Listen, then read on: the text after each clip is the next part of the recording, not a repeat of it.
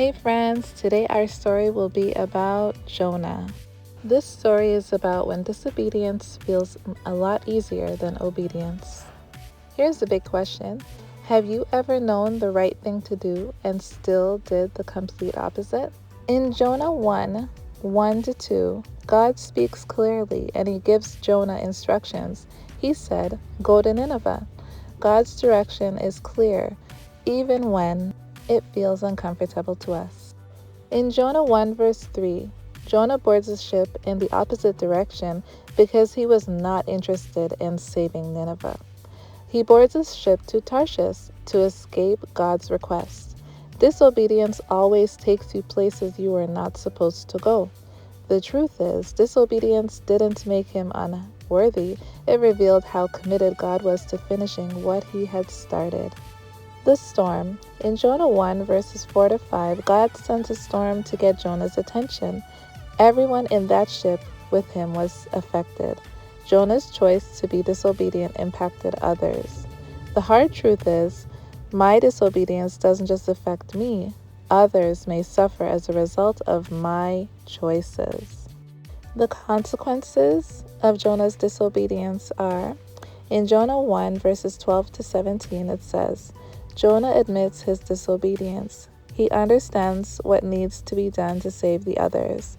Jonah is then thrown into the sea. God sends a great fish. The important note here is the fish wasn't punishment, it was protection for Jonah. What do you think? The pause. In Jonah 2 verse 1, Jonah prays for 3 days and 3 nights. Jonah reflects on his decision. Jonah repents and prays for forgiveness from God. Sometimes we need that pause so we can see what's truly important to us. Obedience a second time around. In Jonah 3 verses 1-3, God speaks again. Do you think this time Jonah obeys? Yes, Jonah obeys.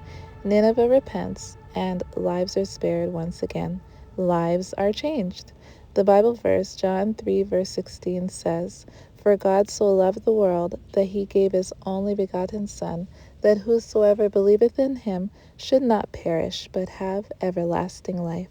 Remember, delayed obedience is still obedience. It may just cost you a little bit more. Lessons learned. What Jonah teaches us. You can't outrun God, no matter how much you try. Disobedience can bring pain. Chaos brings destruction. Disobedience doesn't make you discarded. In the same case of Jonah, it made him redirected. Obedience brings purpose. God always gives another chance. Remember, Samson lost his eyesight, but killed more Philistines in one day than in his whole entire life. God didn't choose a new prophet. He pursued the same one. Ask yourself this question. What is God asking me to do today? And why am I running? What storms or problems might be connected to my disobedience? In James 4 verse 1-7, it says, "Therefore to him who knows to do good and does not do it, to him it is sin." Remember this next time. God's direction doesn't change because of our feelings, but our own lives change when we follow his direction.